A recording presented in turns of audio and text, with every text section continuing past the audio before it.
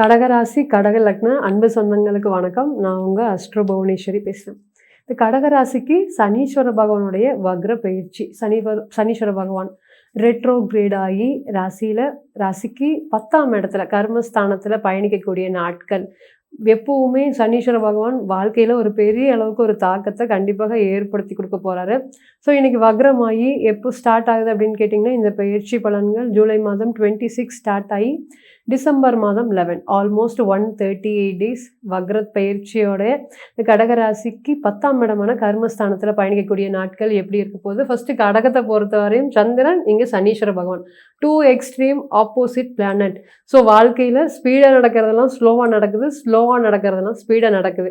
எங்களுக்கும் சனீஸ்வர பகவானுக்கும் சுத்தமாகவே ஆகவே ஆகாது. இந்த வார்த்தைகள் கண்டிப்பாக கடகராசி யூஸ் பண்ணுவாங்க. ஏன் அப்படின்னு கேட்டிங்கன்னா, இன்னைக்கு கிட்டத்தட்ட ரொம்ப அதிகமாக சனீஸ்வர பகவானால் பாதிக்கப்பட்டவங்க இன்னைக்கு இவங்க தான். அப்போ இதனால் என்ன அப்படின்னு கேட்டிங்கன்னா, இன்னைக்கு நான் கௌரவத்துக்காக வாழ்ந்துட்டு இருக்கீங்க. எந்த ஒரு விஷயம் எடுத்தாலுமே நான் வந்து மேரேஜ் லைஃபாக இருக்கட்டும், ஃபினான்ஷியல் ஆகட்டும், தொழிலாக இருக்கட்டும், நான் கௌரவத்துக்காக தான் மேடம் நடத்திட்டு இருக்கேன். இன்னைக்கெல்லாம் அஷ்டம சனிக்கு கொடுக்கக்கூடிய இணையான பலன்களை தான் இன்னைக்கு இந்த கௌரவ சனி அப்படின்னு சொல்லி சனீஸ்வர பகவான் 9ஆம் இடத்துல கொடுத்துட்ருக்காரு. கிட்டத்தட்ட கௌரவம் ஏதாவது பாதிப்படைஞ்சிருமோ, என்னுடைய ஃபேமிலி விஷயம் அப்படிங்கிறது எல்லாமே வெளியே தெரிஞ்சிருமோ. ஒரு ஜாதகத்தை நம்ம வாங்கி பார்க்குறோம், சார் நீங்கள் கௌரவத்துக்காக தாங்க சார் வாழ்ந்துட்டு இருக்கீங்க, உங்களோட ஃபேமிலி லைஃப்பில் நிறைய உங்களுக்கு ட்ரபுள் அப்படிங்கிறது ஏற்பட்டிருக்கு, இந்த உண்மையெல்லாம் உங்களுக்கு மட்டும்தான் தெரியும் அப்படின்னு சொல்லும்போது, மேடம் ஆமாம் 10 நிமிஷம் பேசவே இல்லை. அதுக்கப்புறம் அவர் சொல்கிறாரு, ஆமாம் மேடம் நிதர்சனமான உண்மை, அதுக்கு தான் நான் ஜாதகம் பார்க்க வந்திருக்கேன். ஸோ என் ஃபேமிலி லைஃப்பில் என்ன போகுது, இனிமேல் என்ன நடக்க போகுது அப்படிங்கிற ஒரு கேள்விக்குறியாக இருக்குது. கிட்டத்தட்ட இந்த பணம் எங்கிட்ட இருக்குது, ஆனால் மற்றது எதுவுமே வாழ்க்கையில் எனக்கு நிம்மதியே இல்லை. இந்த மாதிரி தான் 9 இருக்கக்கூடிய சனீஸ்வர பகவான் உங்களைய கடுமையாக பயமுறுத்தி வச்சிருக்காரு. ஸோ இது எல்லாமே அடுத்து வரக்கூடிய கர்ம சனீஸ்வர பகவானால எப்படி இருக்க போகுது, இந்த பலன்கள் என்ன மாதிரி விஷயங்கள் கொடுக்க போகிறாங்க. கடகராசி யாரு, எப்பேற்பட்டவங்க, சாஃப்ட் பர்சனாலிட்டிஸ், ஈஸியாக இவங்களை ஏமாத்திடலாம். இவங்களை பொறுத்தவரை என்ன அப்படின்னு கேட்டிங்கன்னா, ரொம்ப சாஃப்ட், ரிலேஷன்ஷிப்புக்கு ரொம்ப அதிகமாக முக்கியத்துவம் கொடுக்கக்கூடியவங்க. பணம் சார்ந்த விஷயங்களை விட உறவு சார்ந்த விஷயங்கள் அப்படிங்கிறது இவங்ககிட்ட ரொம்ப ரொம்ப அதிகம். மற்றவங்க கண்ணீர் சிந்துனா அது வந்து இவங்களுக்கு பொறுக்காது. எவ்வளோ பெரிய ஹெல்ப்பாக இருந்தாலும் எக்ஸ்ட்ரீம் லெவல் ஹெல்ப் யார் பண்ணுவாங்க அப்படின்னு கேட்டிங்கன்னா கடகம் தான். கடகத்தை எல்லாம் வாழ்க்கையில் கடகம் சிம்மம் இவங்க எல்லாருமே சொல்கிற மாதிரி தான். ஒரு பெருந்தன்மை ரொம்ப அதிகமாவுடைய ராசி, ஆளுமை திறன் ரொம்ப அதிகமாவுடைய ராசி. இருந்தாலும் இந்த ஆளுமை திறன் அப்படிங்கிறது இந்த பாச போராட்டத்தின் காரணமாக என்னால் வாழ்க்கையில் எங்கேயோ போக வேண்டியவங்க இன்னைக்கு கடகராசி. இன்னைக்கு அந்த ஒரு ஃபினான்ஷியல் லெவல் அப்படிங்கிறது ரொம்ப ரொம்ப ரொம்ப கஷ்டப்பட்டுட்டு இருக்காங்க. இவங்களோட அறிவுக்கு இன்னைக்கு இருக்க வேண்டிய சூழ்நிலைகள் வேற, ஆனால் இன்னைக்கு இருக்கக்கூடிய சுச்சுவேஷன் அப்படிங்கிறது வேற. இன்னைக்கெல்லாம் இவங்க தான் அதிகமாக இஎம்ஐ அப்படிங்கிறது அடுத்தவங்களுக்கு லோன் போட்டு அதை இவங்க கட்டிட்டு இருக்கக்கூடிய சூழ்நிலைகள். கிட்டத்தட்ட இன்னைக்கு நான் 10 வருஷம் 15 வருஷம் ஆச்சு, அம்மா மகன் பேசவே இல்லை, அப்பா பொண்ணு பேசவே இல்லை அப்படின்னா கொஞ்ச நேரம் வந்து எனக்கு ஏதாவது ஹெல்ப் பண்ணுங்க அப்படின்னா இருக்கக்கூடிய பணத்தை எல்லாம் எடுத்து கொடுத்துருவாங்க. அந்த அளவுக்கு ஹெல்பிங் டெண்டன்சி அப்படிங்கிறது இந்த கடகத்தை பொறுத்தவரையும் ரொம்பவே சூப்பராக வேலை செய்யும். அதனாலேயே மற்றவங்க இவங்களை சீக்கிரம் ஏமாற்றவும் செஞ்சிருவாங்க. ஆனால் இவங்கள மாதிரி யாருமே தொழில் பண்ணவே முடியாதுங்க. ஒரு தொழில் அப்படிங்கிறது எடுத்துட்டா கடகத்தை பொறுத்தவரையும் என்னை நம்பி 10 பேர் இருக்காங்க மேடம், அந்த 10 பேருக்கு நான் வேலை கொடுக்கணும், அது மட்டும்தான் எனக்கு. மற்றபடி கடன் ஆகல அது எல்லாமே யோசிக்கவே இல்லை. எனக்கு வேலை இல்லைன்னா, எனக்கு நான் சம்பளம் கொடுக்கல, அவங்க எங்க கூட டிராவல் ஆகிறதுக்கு தயாரா இருக்காங்க, நான் அவங்களுக்காக ஏதாவது பண்ணணும் அப்படிங்கிற ஒரு நல்ல ஒரு மனப்பான்மை உடையவங்க தான் இந்த கடகராசி. இன்னைக்கு இது எல்லாமே மாறி 10ஆம் இடமான கர்மஸ்தானத்துக்கு சனீஸ்வர பகவான் வரப்போறாரு. நிச்சயமாக ஒரு நல்ல ஒரு பலன்களை கொடுக்கறதுக்கு காத்துட்டு இருக்காரு. அது ஃபர்ஸ்ட் என்ன பலன்கள் அப்படின்னு கேட்டிங்கன்னா, ஃபர்ஸ்ட் இந்த ஜாப் சம்மந்தப்பட்ட விஷயங்கள்ல ஒர்க்ல வந்து நிறைய ஒரு சர்க்கம்ஸ்டன்ஸ் ஃபுல்லாகவே எனக்கு பாதிப்பு அடைஞ்சிருக்கு. என் ஸ்கில்ஸை வந்து எனக்கு டெவலப் பண்ணவே முடியல. ஒரே இடத்துல ரொம்ப வருஷமாக ஒரு க்ரோத் இல்லாமல் அதே இடத்துல இருக்கேன். ஒரு வேலையை முடிக்கிறதுக்கு முன்னாடி கடகத்துக்கிட்ட இன்னொரு வேலையை கொண்டு வந்து கொடுத்துருவாங்க. அதுக்கு வந்து பார்த்தீங்கன்னா ஒரு டெட்லைனும் கொடுத்துருவாங்க. அப்போ ஃபாலோ அப் அப்படின்னு சொல்லி அதோட ப்ரெஷர் அப்படிங்கிறது ரொம்ப அதிகமாக இருக்குது. அப்போ இது குடும்பத்துலேயும் ஷேர் பண்ணவே முடியாது, ஒர்க் ரிலேட்டட்லேயும் ஸ்ட்ரெஸ்ஸாக இருக்குது. ஃபினான்ஷியல் வைஸும் கடகத்தை பொறுத்தவரை இன்றைக்கெல்லாம் மினிமம் பேலன்ஸ் மெயின்டைன் பண்ணுறது ரொம்ப ரொம்ப கஷ்டமாக இருக்கும். கேஷ் ஃப்ளோ சம்பந்தப்பட்ட கவலைகள் கடகத்தை பொறுத்தவரையும் இருந்துட்டே இருக்கும். அங்க சனீஸ்வர பகவான் இருக்கும்போது பாத்தீங்கன்னா இன்னுமே எச்சான பலன்கள், அதாவது வேலைக்காக தொழிலுக்காக உயிரை கொடுத்து போராடக்கூடிய நபர்கள் இவங்களா தான் இருப்பாங்க. அப்ப இந்த நேரம் கர்ம சனி சம்பந்தப்படும் போது ஒரு வேலையை வேண்டான்னு உதறி தள்ளிட்டு ஒரு பிசினஸ் அப்படிங்கறது ஸ்டார்ட் பண்றதுக்கும் ரொம்ப நாட்களாக பேமெண்ட் கிளைண்ட் கிட்ட இருந்து எனக்கு அப்படியே ஸ்டக்கா இருக்கு, வாங்கவே முடியல மேடம் என்னால அப்படின்னு சொல்றவங்களுக்கு இந்த நேரம் நல்ல ஒரு பேமெண்ட் சார்ந்த விஷயங்கள் இருக்கக்கூடிய பாசிட்டிவ் அப்படிங்கிறது கண்டிப்பாக நடக்கிறதுக்கு காத்துட்டு இருக்கு.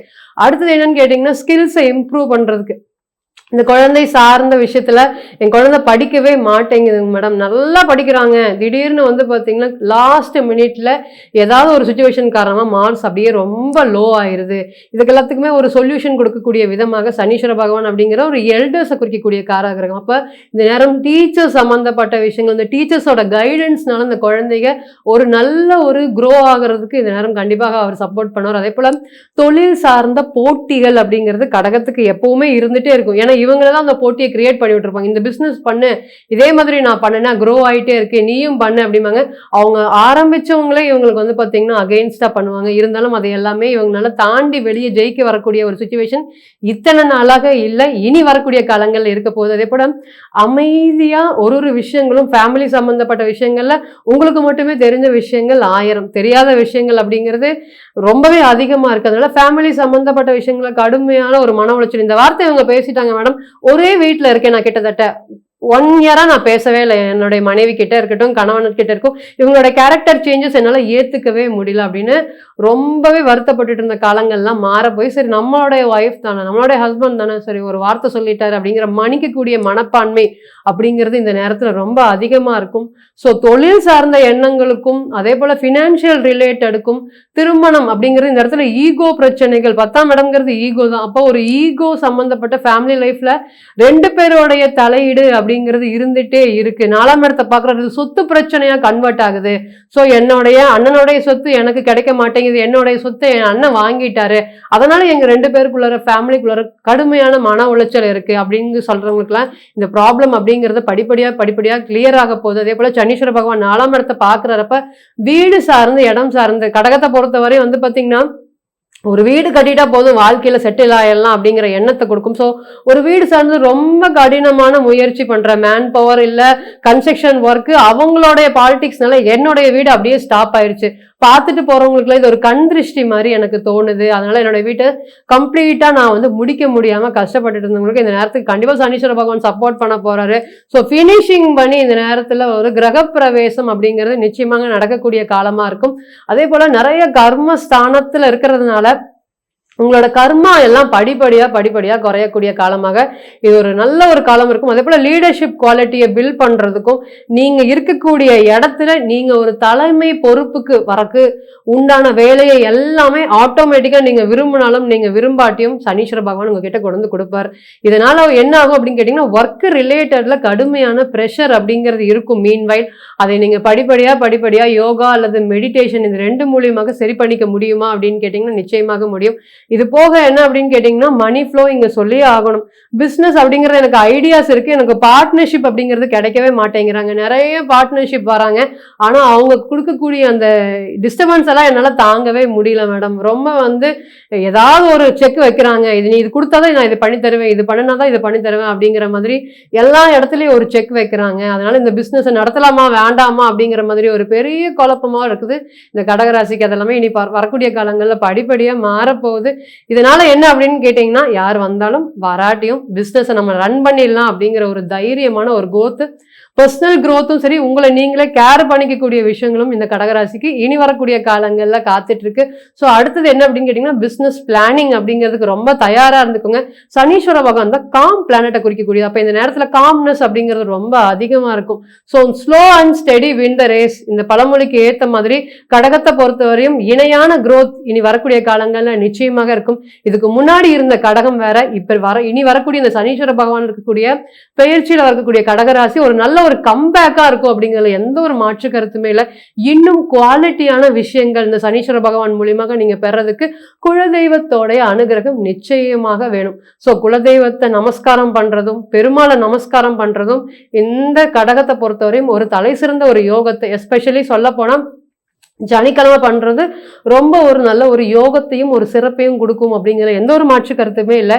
இப்ப நம்ம சொல்லக்கூடிய பயிற்சி பலன்கள் எல்லாமே சந்திரனை பேஸ் பண்ணி 3 பேஸ் பண்ணி. ஸோ உங்களோட பிறந்த கால ஜாதகத்துல உங்களோட லக்னம் என்ன, லக்னாதிபதி என்ன, நவாம்சத்தோடைய பலம் என்ன, பலவீனம் என்ன, நடக்கக்கூடிய தசா புத்தி டிரான்சிட், இதுக்கேற்ற மாதிரி பிறந்த கால ஜாதக பலன்கள் நிச்சயமாக மாறுபடும் அப்படிங்கிறது எந்த ஒரு மாற்று கருத்துமே இல்லை.